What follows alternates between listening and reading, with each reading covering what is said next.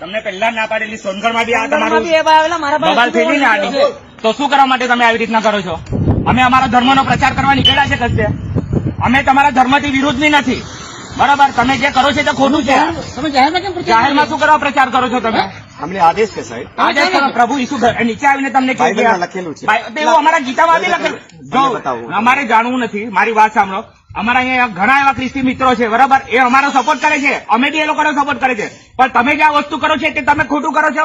કેમ? અમે જબરદસ્ત અમારા ઉપાયમાં, મારી વાત સાંભળો, અમારા ઉપાયમાં હિન્દુ, મુસલમાન, ક્રિશ્ચન બધા હાથે મળીને તહેવાર મનાવે છે અને હાથે રહે છે.